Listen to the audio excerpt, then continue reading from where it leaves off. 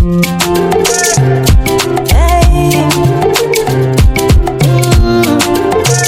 Alicia. Senyenamu wape nema kunkuvela nusiwone ngande agbenye dila nusime bianyi la mesen.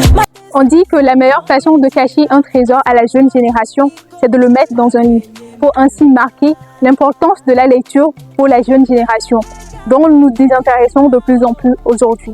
Mesdames et messieurs, chers téléspectateurs, nous partons ce soir à la découverte du livre L'alchimiste de Paulo Coelho.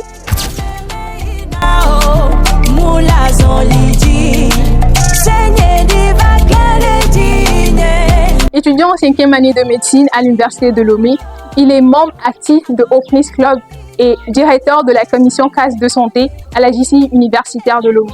C'est aussi un artiste dans l'âme qui nourrit une passion insoupçonnée pour l'art oratoire et la musique. Il est double champion de concours d'art oratoire, d'AFRA Excellence et Oraton. Mesdames et messieurs, chers téléspectateurs, nous recevons ce soir Mathias Komlan Atidjor.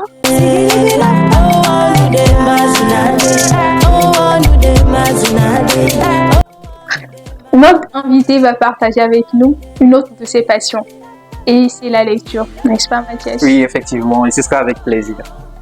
Chers téléspectateurs, j'espère que vous êtes bien accrochés à vos chaises, parce que notre invité nous promet un voyage des plus passionnants à la découverte d'un livre qui a fait un best-seller.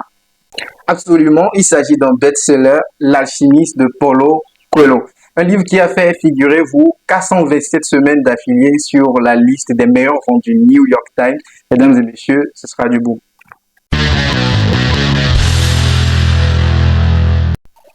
Quels sont les thèmes principaux que l'auteur explore dans son ouvrage et pourquoi ils sont si importants?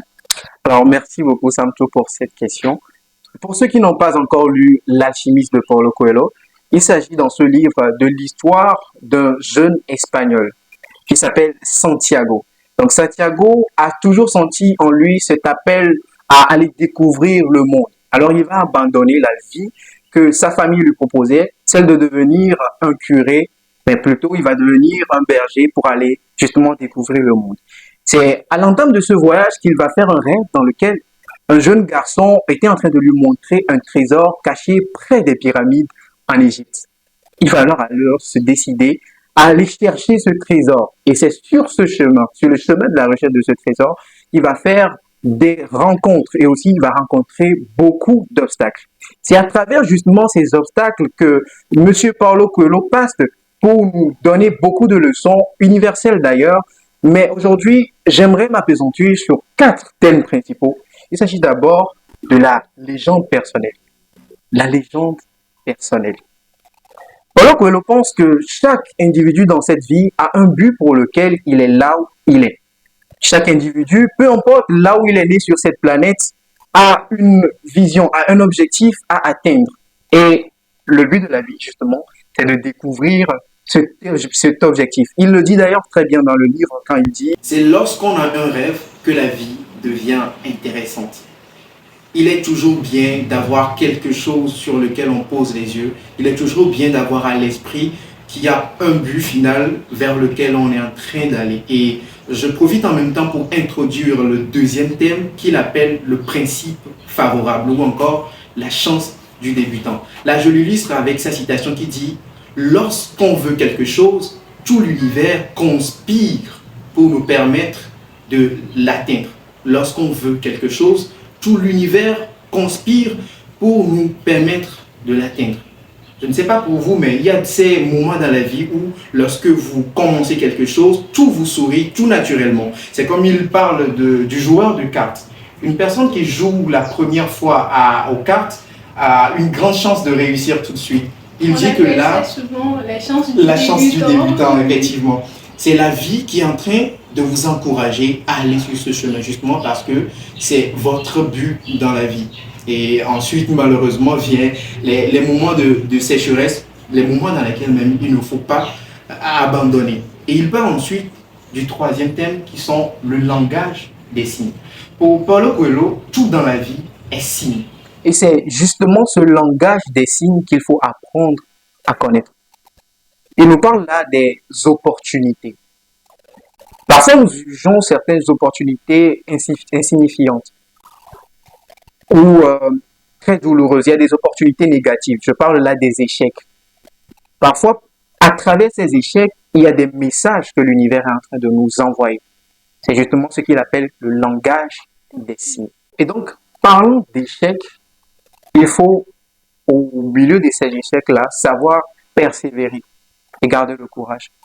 Et je suis en train là de te parler du quatrième thème. Il s'agit de la persévérance et du courage. Tout au long de ce livre, il a toujours été question d'avoir le courage. Quand Santiago devrait quitter là où il était et embrasser sa vie de berger, il lui a fallu le courage. Quand il a tout perdu et qu'il devrait recommencer à zéro, il lui a fallu le courage et la persévérance. Et il dit quelque part dans le livre, il est bon pour toi que tu saches que dans la vie, tout a un prix. C'est vrai, tout a un prix dans la vie. Le succès n'a jamais été, on ne se lève pas d'un jour à l'autre et on devient milliardaire ou millionnaire. Il faut passer par des étapes. Et oui, la persévérance est la clé. Effectivement. Alors, parlez-nous un peu d'un chapitre ou d'un passage qui vous a le plus marqué.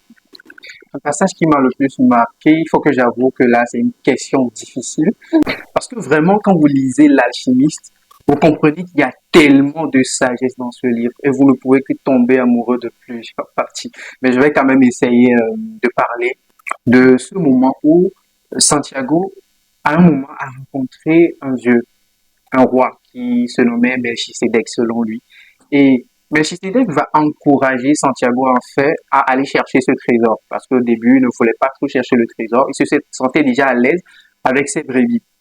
Au moment où Santiago prend la décision d'aller chercher son trésor, il va vendre tous ses moutons, tous ses brebis et va alors chercher à prendre un bateau et débarquer en Afrique.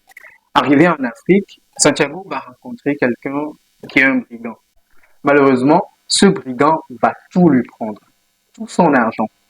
L'argent sur quoi il comptait pour faire son voyage jusqu'aux pyramides d'Égypte. Il se retrouvait sans rien. Et je me disais que si le leader Claudel Loubissy était dans le livre, il allait dire on ne pleure pas. Et c'est justement ce que Santiago a fait. Il n'a pas pleuré. Il a su reprendre son courage à deux mains et commencer tout à zéro. C'est une partie du livre qui m'a beaucoup impacté parce que c'est une situation dans laquelle nous pouvons tous nous retrouver. Surtout ceux qui commencent en entrepreneuriat. Il y a de ces moments où il faut tout reprendre à zéro. Et ce livre encourage vraiment à le faire. Et la seconde partie, si tu le permets, dont j'aimerais encore parler, c'est sa rencontre avec cette demoiselle qui s'appelait Fatima. Santiago était là et Fatima était en train de puiser de l'eau à un puits. Il regarde un moment la fille et leurs regards se sont croisés. Il a compris là, il a lu un signe de l'univers. Et il est allé vers la fille. En fait, ce qui me marque à ce moment, c'est la manière dont il a été direct. Nous devons à chaque fois saisir nos opportunités de cette manière. Il s'est approché de Fatima et a dit, Mademoiselle, je veux que vous soyez ma femme, je vous aime. Il a été direct. Aussi simple que ça. Aussi simple que ça. Et maintenant, plus loin, c'est la personne que Fatima va représenter pour Santiago. Et dans la suite de l'histoire, il y a des moments où Santiago pouvait facilement abandonner. Mais il se rappelle qu'il y a une femme qui l'attend. Il y a une Fatima à qui il a promis des trésors. Et je souhaite à tout le monde d'avoir ces genres de personnes dans leur vie. Ces personnes qui font que vous ne pouvez pas abandonner. Alors, ayant dit Fatima dans nos vies, dans ce cas, parlez-nous un peu de l'auteur. Alors, Paulo Coelho est un auteur extraordinaire. Il est romancier, il est journaliste et également interprète brésilien. Il est né le 24 août 1947 à Rio de Janeiro. Et il a, figurez-vous, écrit beaucoup de livres et a vendu plus de 320 millions d'exemplaires à travers le monde. Et ces livres ont été traduits dans plus de 88 langues selon le site de J'ai lu, une maison d'édition. Et selon les traducteurs, son style assez simple et direct permettait une traduction facile. Et je vais quand même raconter cette petite anecdote sur l'auteur. Il y a une petite similitude entre son histoire personnelle et l'histoire du protagoniste Santiago au début. Paulo Coelho, lui aussi, a vécu dans une famille où on lui demandait de devenir ingénieur parce que son papa était ingénieur, mais il a su entendre cet appel de l'art, de l'écriture en lui. Et il a décidé de se lancer dans l'écriture. Ça n'a pas été facile, certes, mais Paulo Coelho, c'est un battant. Comment ce livre a-t-il transformé votre vision de la vie?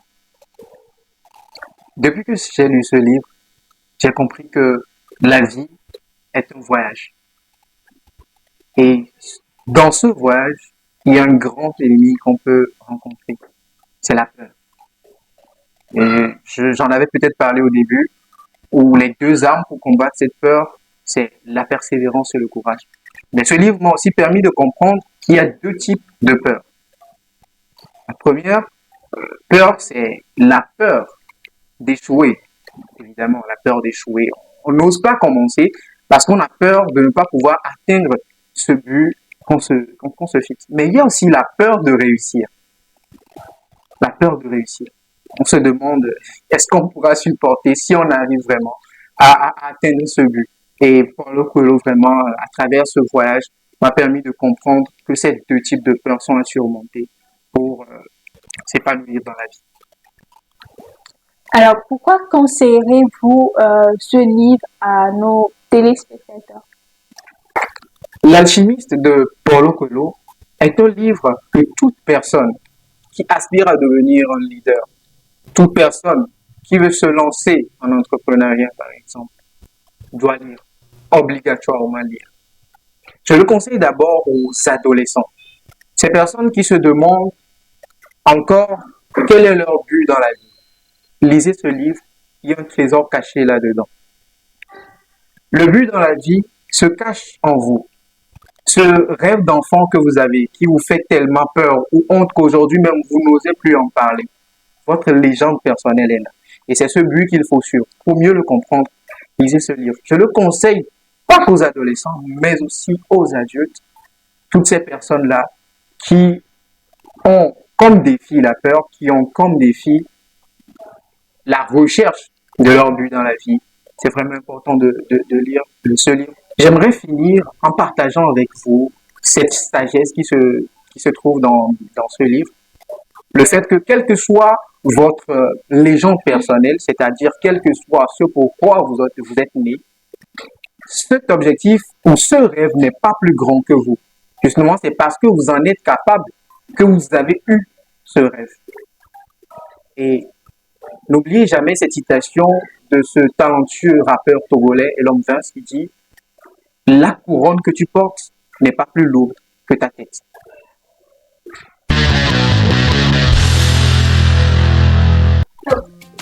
Alors, tout est dit, Mathias.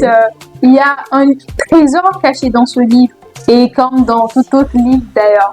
Alors, j'en appelle aux adolescents, j'en appelle aux entrepreneurs, aux amateurs entrepreneurs. Il y a un trésor caché dans ce livre. Il y a un trésor caché dans tout autre livre. Alors, à nous la jeunesse d'aller découvrir ce trésor-là. Alors, merci Mathias d'être passé sur ce plateau avec nous ce soir. Merci également Samtou pour l'invitation. C'était un réel plaisir de partager ce livre avec vous. Merci à vous, chers téléspectateurs. Merci de nous avoir suivis et à nous revoir. Seigneur des vagues.